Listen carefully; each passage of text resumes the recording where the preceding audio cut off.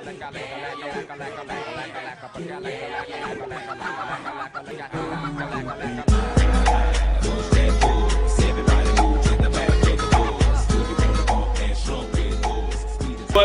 I want to touch on what you said. Rodney King versus Rosa Parks.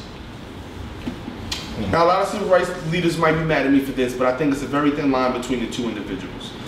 The difference is that one situation was circumstantial, and the other was pretty much set up.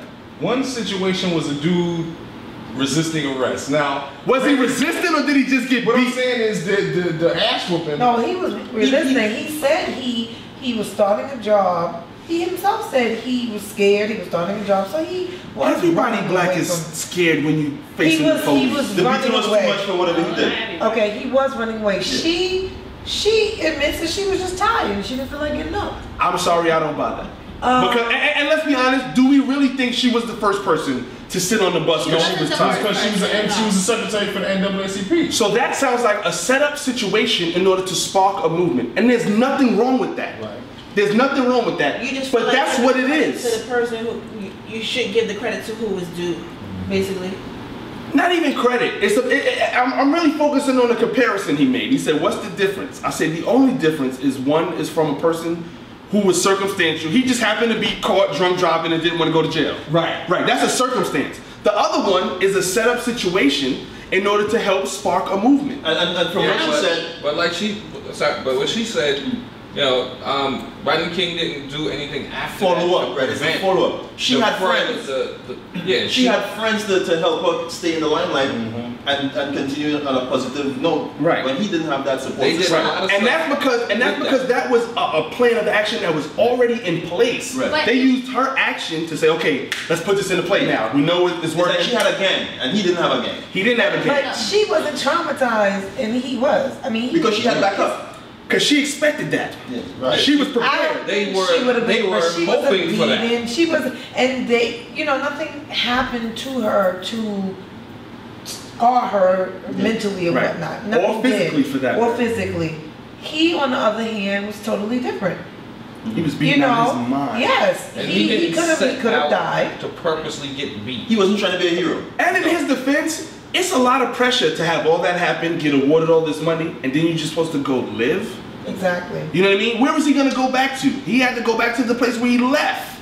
And the truth is, it's hard being the only millionaire on the block because everybody want to drink with you. And when you're happy because you got bread, you probably buying everybody drinks. Well, alcoholism runs in his. You next, I got you. Ran in his family. And I mean, who knows what went on his head. He got his ass beat on TV. You see it over and over again. That shit is embarrassing. You can see it on YouTube I mean, I'm sure he felt really stupid, you know. Unmanly. Hold on. Go ahead, bitch. To be off of that, it's just the fact that the way he got the money, you know, it's like, okay, I'm a millionaire or whatever, but the way that I got it, you know what I'm saying? You have to feel a certain kind of way about it. Right. Like, it's a difference between hooping and getting your $2 million. Right. But you know, how you get all this money? Speed well, yeah, you know, they beat me. And then you come out with "Can't We All Get Along?" He looked really pitiful. Saying it like they set him up. It looked forced. And who knows how much Oxycontin he was on when they just sat his ass up there to talk. That's I believe that. You know? I didn't say that. No, I said it. Agent said that. Oxycontin, whatever. I do believe that a lot of the stuff that he was pushed out for was forced, and he knew he had to do that in order to kind of keep things going.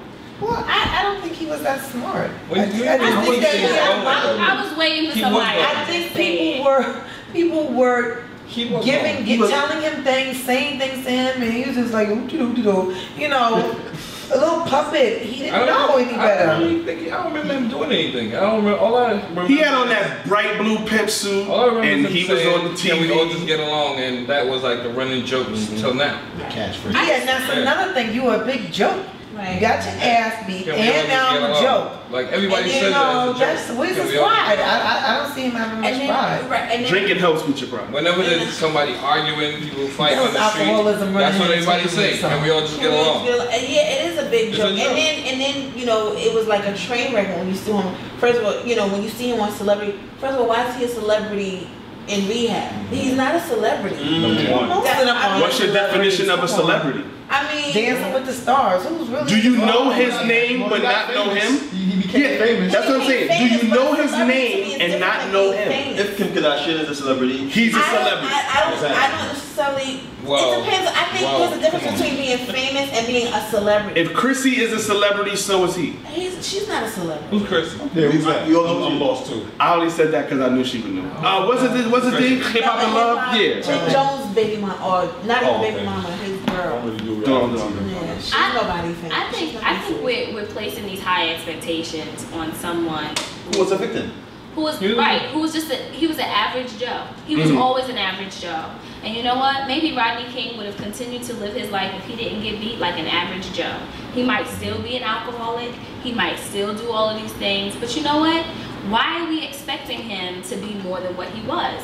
And the fact that he was granted some type of, settlement, monetary settlement, doesn't give him any type of intelligence, doesn't give him any financial savvy. He doesn't know what to do because he functions like half the brothers in the NBA. You came from the hood, you get a lot of money because you're athletic, but nobody ever teaches you or trains you how to deal with it. And so you become this, mega superstar with what we call fame, and you don't even know how to manage your money, let alone manage your life. So I mean, to me, that's just what happened to Rodney King. The fact that he died is unfortunate. Death is something that comes and is inevitable.